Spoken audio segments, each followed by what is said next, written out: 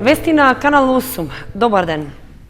На повеќе улици во Кочани деновиве може да се забележат раскопани дупки, што наместо со асфалт се пополнуваат со бехатон плочки. Надлежните од локалната самоуправа уште пред неколку месеци рекоа дека се работи за привремено решение, што ќе биде соодветно санирано, но до сега немаше соодветна поправка на асфалтот. Повеќе од половина година дупките на улиците во централното градско подрачје на Кочани чекаат поправка и крпење со асфалт. Наместо тоа, надлежните и понатаму ги пополнуваат со бехатон плочки, во обид колку толку да се обезбеди поминување на возилата по коловозите. Иако граѓаните, односно возачите, уште во текот на зимскиот период реагираа на ваквата нововведена практика, од локалната власт тогаш смируваа дека се работи за привремено решение. Оправдувањето беше дека ќе се почека пролетната сезона за да се изврши асфалтирање на оштетувањата, затоа што тогаш со работа почнувале асфалтните бази, од каде се набавува потребниот материјал. Сепак, годината е скоро на половина, а крпениците со бехатон плочки и понатаму се украс на скоро сите сообраќајници. Раскопувањата на асфалтот беа направени поради дефекти на водоводната мрежа, но граѓаните нагласуваат дека несоодветната санација на ископаните дупки на асфалтот придонесува на повеќе места крпениците да попуштаат и повторно да пропаѓаат, со што се влијае и врз безбедноста во сообраќајот, а и од естетски аспект сликата е града. Таков е примерот со улицата 9 мај, која е една од пофреквентните, каде наместо со асфалт, из утрината, дупката со бехатон, работниците ја бетонираа. Пред извесен период, кога се случија неколку сообраќајни несреќи со тешки повреди и трагични последици, имаше реакции од жителите од повеќе делови на градот со барања општината да преземе активности за поставување така наречени лежечки полицајци. На последната седница на Советот, што се одржа пред скоро 2 месеци, пред да биде проложен мандатот, беше ветено дека итно ќе се преземат такви мерки за подобрување на безбедноста во сообраќајот. Тендерот е во завршна фаза, се чека само да поминат роковите за жалба, изберење изведувач. Ако не се покрене некоја судска постапка, ние очекуваме за недела дена тоа да го завршиме. Димитровски рече дека ќе се обноват лежечките полицајци во близина на училиштата, а ќе се постават и нови на други локации каде е проценето дека се вози побрзо од дозволеното. До сега поминаа повеќе недели, а ветеното не се реализираше. Во меѓувреме, иако асфалтните бази веќе со месеци работат, се чека и на набавката на асфалт, за да се закрапат дупките на улиците. И општина Виница годинава ќе ја спроведе редовната акција за третирање против комарците. Тендерот за избор на операторот е веќе објавен, а се планира за авионското и праскањето од земја да се потрошат околу 10.000 евра. Општина Виница и оваа година ќе се вклучи во акцијата за уништување на комарците. Третирањето ќе се реализира на површина од 1000 хектари, што е за 30% помалку во споредба со лани. При тоа, освен дел од населените места, ќе биде опфатено и земјоделско земјиште, првенствено ниви засејани со ориз. За оваа намена, од буџетот се предвидени 630.000 денари, што исто така е за 1/3 помалку од лани. Јавниот повик за тендерската постапка за избор на оператор е веќе распишан, а рокот за пријавување е до 22 овој месец. Планирано е акцијата да се реализира во 2 дела. Праскањето да биде само авионски, при што динамиката ќе ја определи општината, односно акцијата ќе се реализира сукцесивно според потребите. Планирано е првиот дел од третманот против комарците да се изведе во текот на јуни. Вториот дел од акцијата треба да се реализира во август со авионско третирање на истата површина од околу 1000 хектари. За ова прскање, како и во изминатите години, ќе се користи широкопојасен инсектицид за третирање комарци, што е одобрен од Бирото за лекови. Кралевите од античка Македонија е насловот на книгата која што излезе од печат, а чиј автор е градоначалникот на општина Зрновци Блаже Станков. Истата ќе биде промовирана кон крајот на јуни во Зрновци. Кралевите на античка Македонија е насловот на книгата на градоначалникот на општина Зрновци Блаже Станков, која што деновиве излезе од печат. Доста ретки се книгите со историска содржина од времето на античките македонци, посебно за кралевите кои оставиле белег за времето во кое владееле. Во интерес на историската вистина за кралевите на античка Македонија, авторот Блаже Станков се зафатил да создаде книга која што ќе биде значајна по многу нешта, првенствено од историски аспект. Книгата Кралевите на античка Македонија се потпира на историски факти, кои систематски и мощно разбирливо по хронологија се предадени со цел сознавање на вредноста на луѓето, настаните, местата, пределите и државите за кои пишува авторот. Пишувана е со навистина интересна леснотија, при тоа задржувајќи се најповеќе на името, личноста и вредностите што ги оставил зад себе Александар Македонски. Приказната за него Станков ја гради најпрвен преку народните преданија, кои на еден или друг начин ни ја кажуваат судбината и историјата на македонските кралеви, за да потоа ни го прикаже растопот и падот на царството на Александар Македонски, забележува во својата рецензија новинарот и публицист Киро Герасимов, кој се јавува во улога на уредник и рецензент на изданието. Преку ликот на Александар Македонски, авторот Станков открива многу интересни детали за животот, работата, действувањето на кралевите од античка Македонија, при тоа прикажувајќи народната традиција од тоа време, преку детството, младоста, образованието, женидбата, подготовката за идните походи, освојувањето на предели, места и народи.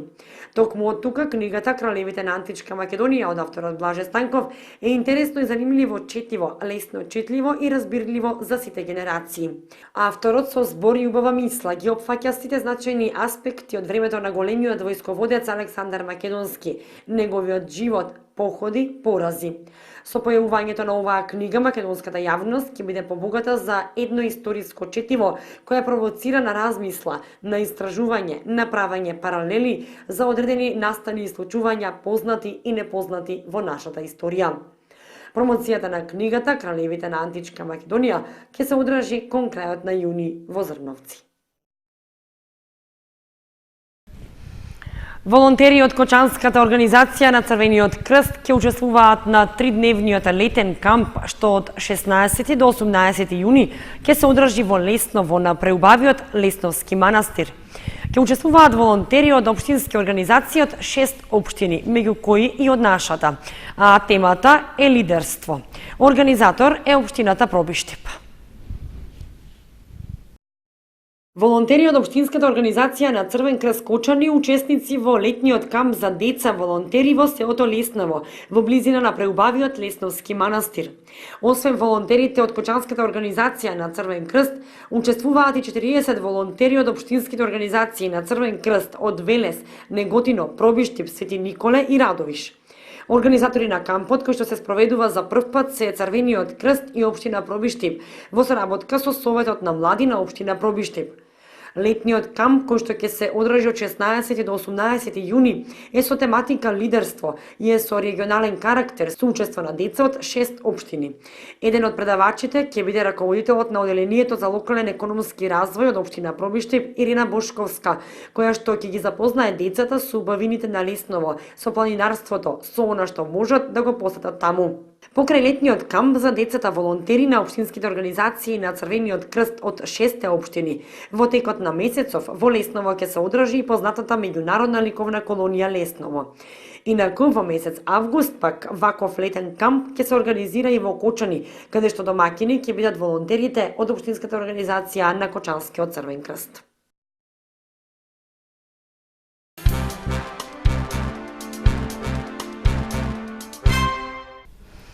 Членовите на планинарското друштво Согово се искачија на врвот Вихрен на Пирин планина во соседна Бугарија.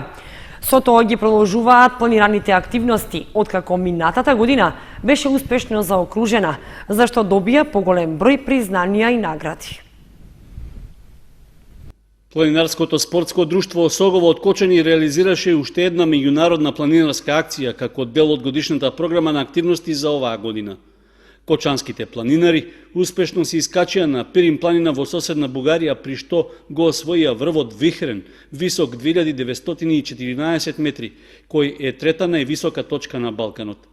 Клубот учествуваше со 10 планинари, од кои дел поискусни и добро подготвени за ваквиот предизвик, но повторно во своите редови го има и најмладиот и најхрабар член на тимот, 10-годишниот Ѓорги Соколовски. Според информациите од клубот, условите за искачување на Пирин биде исклучително лоши. Се пешачело практично во зимска атмосфера со ветер и снег, така што предизвикот да се стигне на врвот бил уште поголем. Успешниот поход бил крунисан со истакнување на знамињата на Македонија и на клубот. Освен меѓународните активности, планинарите од Осогово реализираат и редовни искачувања на домашните планински врвови, како и други активности за обука на своите членови. Во план е учество на планинарскиот едукативен камп Беловодица 2017, што од 28 јуни до 2 јули ќе се одржи во истоименото Прилепско село. Кампот е во организација на Планинарското спортско здружение Козјак од Прилеп, а во соработка со Младинската комисија и Центарот за обука при Федерацијата на планинарски спортови на Македонија. Пријавувањето на заинтересираните е до 25 јуни, а цената на обуката е 1200 денари од учесник.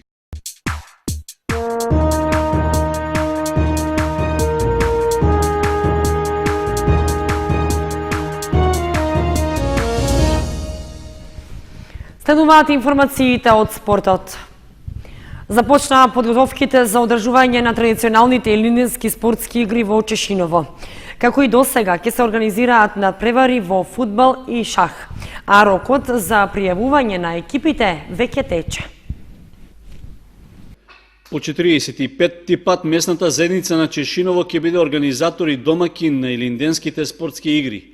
Манифестацијата ќе започне на 2 јули, а завршницата вообичаено ќе ја има на големиот македонски национален празник Илинден. Централно место на игрите, кои имаат повеќе децениска традиција, вообичаено е турнирот во фудбал, на кој учествуваат екипи од Чешиново Облешево, но и од останатите општини во регионот. Како и минатата, во план е и годинава да се организира и шаховски турнир, додека надпреварот во велосипедизам ќе изостане. Организаторот на спортските игри веќе го испрати повикот до сите местни заедници во источниот регион, за да ги известат заинтересираните спортски екипи од нивните места да го пријават учеството по пошта или телефонски. Истото можат да го сторат и на договорниот состанок, што ќе се одржи в недела на 25 јуни во просториите на општина Чешиново Облешево. Вообичаено, досега имаше голем интерес меѓу спортистите, па се пријавуваа и по 20 на фудбалски екипи, поради што се формираа и елиминациони групи. Се планира и годинава да бидат формирани 4 групи од екипите што ќе учествуваат на фудбалскиот турнир. Токму на состанокот што ќе се одржи во општината, ќе се договараат и деталите за овогодишните илинденски спортски игри, поради што организациониот одбор во поканата за присуство наведува дека доколку некој од учесниците навремено не достави известување за учество, ќе се смета дека се откажува од надпреварувањето. 6 медали за винички лидер на државното првенство во кикбокс. Јани Постолов имаше 3 победи. Драган Змејковски пак освои златен медал. Јани Постолов и Драган Змејковски триумфираа на вчерашното државно првенство во кикбокс, кој се одржа во Скопје. Јани Постолов имаше 3 победи, од кои 2 со технички нокаут во категоријата до 36 килограми.